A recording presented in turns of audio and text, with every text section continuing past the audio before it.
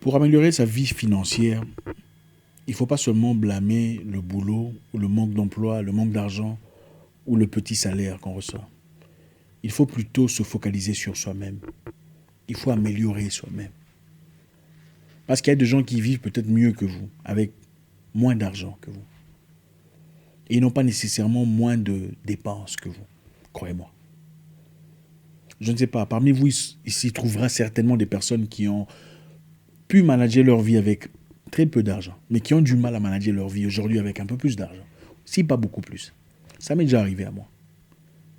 Le principe de l'argent est très simple pour tout le monde. Dépensez moins que vous ne gagnez. Si vous dépensez plus que vous ne gagnez ou autant que vous gagnez, vous n'irez nulle part. Vous êtes en train de travailler comme esclave. Vous ne travaillez pas pour vivre, mais vous travaillez pour survivre. Si vous gagnez 100 dollars par mois et qu'à la fin du mois vous dépensez 90, vous êtes en train de perdre.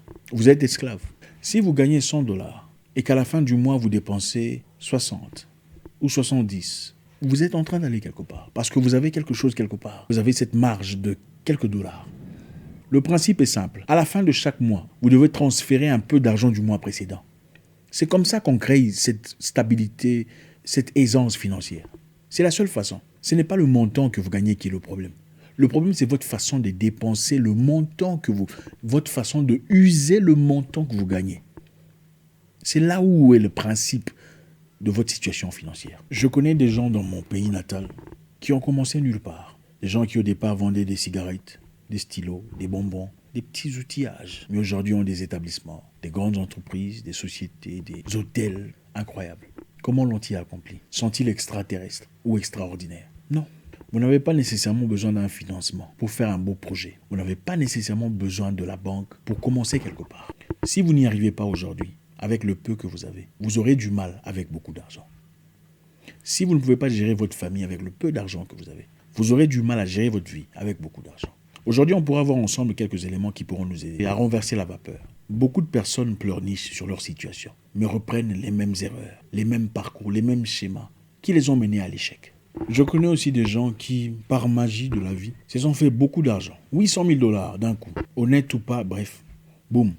Mais quelques temps après, en moins de 6 mois, fini. Paye-moi le carburant s'il te plaît. 800 000 dollars. Et qu'est-ce qu'ils ont pour montrer? Absolument rien. Il a acheté une voiture ici, une autre là-bas. Quelques temps après, la voiture est... Rien. Est-ce la faute de l'argent? Absolument pas. C'est manifestement la faute de la personne. Si vous n'apprenez pas à manager votre vie, si vous n'apprenez pas à contrôler votre vie avec très peu d'argent, vous en serez incapable avec beaucoup. C'est aussi simple que ça. Nous allons voir quelques principes très élémentaires qui pourront nous aider à pouvoir changer les choses. Écoutez, ce n'est pas aussi compliqué.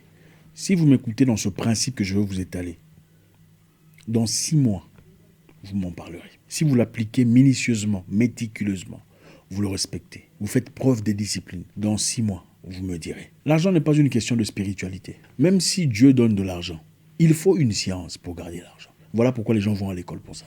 Il faut une science pour comprendre l'argent. Sinon, l'argent s'en va. D'abord, pour commencer, il faut faire un budget. Faites un budget pour tout. À la fin du mois, vous recevez votre salaire, prenez un bout de papier et écrivez. Faites un budget. Un budget pour vos dépenses. Un budget pour votre nourriture. Un budget pour le loyer. Un budget pour vos dépenses de chaque jour. Un budget pour les imprévus. Vous faites un budget. Vous répertoriez tout ce que vous dépensez. Faites-le méticuleusement, même pendant un mois. Vous savez pourquoi? Ça vous aidera à voir plus clair sur où est-ce que vous dépensez votre argent. Vous est-il déjà arrivé de vous dire, mais mon Dieu, j'avais de l'argent ici, je ne comprends pas comment cet argent est fait. J'avais 500 euros, j'avais... Peu importe. Mais je ne comprends pas en quoi j'ai dépensé cet argent. Bien sûr que vous ne comprenez pas. Parce que vous n'avez pas de budget. Ce n'est pas écrit nulle part. Beaucoup de gens, malheureusement, vivent aujourd'hui comme s'ils étaient riches. Un restaurant, chouah. Habillé, oh, j'aime le parfum, waouh. Ah, Gucci, sac, waouh.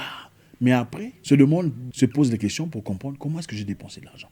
Faites un budget ce mois-ci. Écrivez sur papier. Nous sommes presque à la fin du mois, n'est-ce pas? Les gens seront payés d'ici là.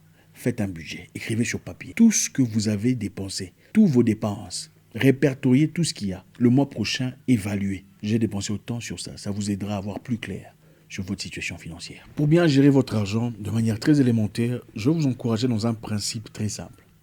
50, 30, 20. 50, 30, 20. C'est-à-dire 50% de votre salaire, 30% de votre salaire et 20% de votre salaire. Qu'est-ce qui va se passer avec ça? 50, 30, 20. 50% de votre salaire sera dépensé dans les besoins essentiels journaliers ou mensuels. Vous mettez de côté. 30% de votre salaire sera dépensé dans vos désirs, vos envies. Et 20% de votre salaire sera votre épargne. Ça, c'est l'argent que vous ne toucherez pas. 50% de votre salaire, les besoins essentiels de votre vie, c'est-à-dire 50% de votre salaire, c'est-à-dire le loyer, il faut payer la maison, les factures, il faut payer le courant, l'eau, les frais scolaires, les soins médicaux. Donc les choses les plus importantes de votre vie. L'être humain a plusieurs besoins. Il y a des besoins essentiels et des besoins non essentiels. Les besoins essentiels sont ceux besoins qui sont importants, sine qua non, les besoins inévitables de votre vie. Écoutez, la plupart des gens vivent bien avec très peu d'argent, mais ont du mal à vivre avec beaucoup d'argent. Vous savez pourquoi? Ce n'est pas parce que les charges ont augmenté. Absolument pas. C'est parce que les envies ont augmenté. Les désirs ont augmenté. Avec plus d'argent, vous voulez acheter du chocolat que vous n'achetiez peut-être pas précédemment. Vous voulez des chaussures Gucci que vous n'achetiez peut-être pas précédemment. Vous voulez aider Jessica ou Joséphina que vous n'aviez pas aidé dans le passé. Vous voulez envoyer de l'argent au pays, l'argent que vous n'envoyez peut-être pas pour des histoires non essentielles. 50% de votre salaire doit être situé sur vos besoins importants. Les besoins sans lesquels votre vie va bouger, votre vie va tomber, votre vie va changer. Beaucoup de gens dépensent plus d'argent quand ils gagnent plus d'argent parce qu'ils veulent peut-être une nouvelle voiture. Une meilleure voiture, une meilleure situation de vie, qui n'est pas nécessairement important. Mais voilà, il y avait un tableau que j'ai vu quelque part, il faut que je l'achète pour ma maison. Il y avait un balançoire que j'ai vu de l'autre côté, il faut que je l'achète. Vous n'en avez pas nécessairement besoin. Mais comme vous gagnez un peu plus d'argent, voilà, il y a de l'espace, il y a ces envies, ces pulsions qui viennent et qui vous poussent à acheter des choses dont vous n'avez pas nécessairement besoin. 30% de votre salaire sera dépensé dans vos désirs.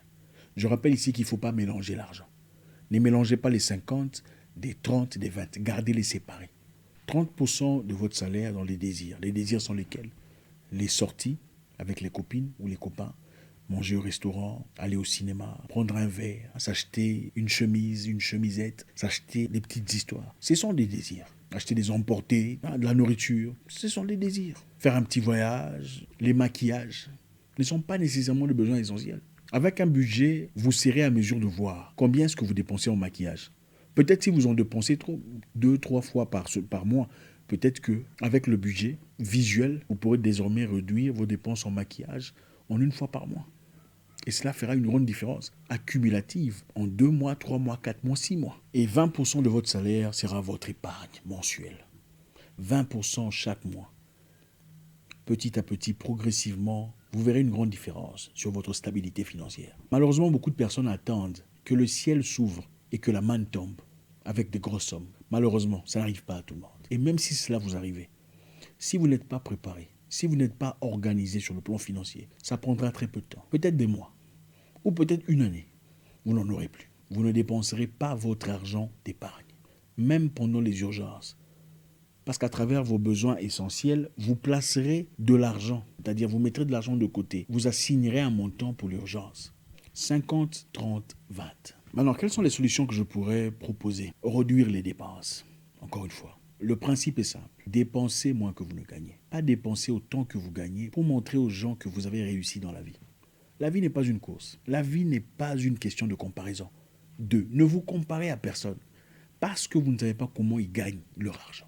Réduisez s'il faut les dépenses extérieures. Cuisinez à la maison si c'est nécessaire. Vous n'êtes pas obligé d'aller toujours manger au resto, même si vous avez les moyens. Ce n'est pas une obligation. Moi, je me souviens, il y a très longtemps, j'ai mangé les haricots lundi, haricots mardi, haricots mercredi, haricots... Pendant 30 jours, j'étais en difficulté. Mais il fallait trouver un moyen. Je me souviens, je travaillais comme vigile, comme sorteur. Et ce n'est que le week-end que je pouvais manger de la viande parce que j'avais fait de l'argent. Il faut savoir s'ajuster dans la vie. Quand on a un projet de vie, il faut savoir avoir une direction, avoir un plan. Pas seulement dire, je vais faire ça, Dieu va m'aider. D'accord, mais attends, il faut avoir un plan. Tu ne viendras pas vouloir épouser ma fille disant, bon, Dieu va m'aider, on va avoir une maison. Non, je dirais non. Monsieur, qu'est-ce que vous avez comme plan de vie?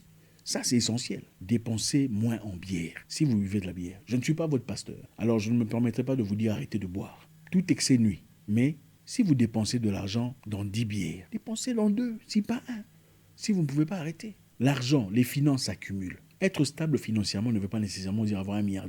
Ça veut aussi dire, bon, en cas de difficulté, de problème, on peut sortir de l'argent et payer. Si quelqu'un de la famille meurt, quelqu'un d'important, un parent ou un oncle, on n'est pas obligé d'aller demander de l'argent qui est demandé quelque part ailleurs pour faire des cotisations, pour faire des choses aussi intimes. C'est ça, avoir cette liberté, cette stabilité financière. Mais la seule façon d'y aboutir, si ce n'est pas à travers des jeux de hasard ou le loto, c'est accumuler progressivement de l'argent en épargnant, en réduisant les dépenses. Non, vous n'avez pas besoin d'un sac Gucci si vous êtes encore en difficulté financière ou vous vivez dans une maison où il y a à peine de l'eau chaude. Vous n'en avez pas besoin. La troisième chose, peut-être qu'il vous faut vous retirer de ces plateformes qui déclenchent certaines pulsions, telles que Instagram. Je connais une personne qui me disait, à chaque fois que je vais sur Instagram et que je vois mes amis prendre du champagne, je vais aussi acheter du champagne pour mettre une photo. À chaque fois que je vois quelqu'un que je connais faire un voyage quelque part, moi aussi j'achète un billet, je ne peux pas rester en arrière, je dois acheter et faire quelque chose. Mais quelles en sont les finalités ? Incapable de progresser dans la vie. Parce qu'en réalité, il faut garder un standard, il faut que le monde dise que je suis aussi apte à faire ce qu'il faut. Évitez de vous exposer dans des activités qui vous poussent à dépenser ou des gens qui vous poussent à dépenser. Oui, il y a des gens qui viennent, ah mon cher, tu sais, il y a des habits, hein, on part voir. Eh mon cher, tu sais, il y a des chaussures, hein, on part voir. Eh mon cher, tel ou tel emmené des chaînettes. Il y a des gens pareils qui vous poussent toujours dans une direction qui n'a pas été prévue. Peut-être qu'il vous faut les éviter. Vous n'êtes pas obligé d'acheter tous les produits qui se présentent, tous les make-up. Vous n'êtes pas obligé de vous procurer tout ce qu'il y a de sortie. Fenty est là, vous achetez. L'autre là, L'Oréal est là. Vous n'avez peut-être pas besoin de tout ça. C'est vrai que quelquefois, il ne faut pas se priver. Il ne faut pas vivre comme un esclave. Il faut se faire du bien. Mais si votre vie n'est basée que sur on va acheter ça, je vais acheter ça, qui peut-on blâmer quand on vit dans la sécheresse financière ? Soi-même.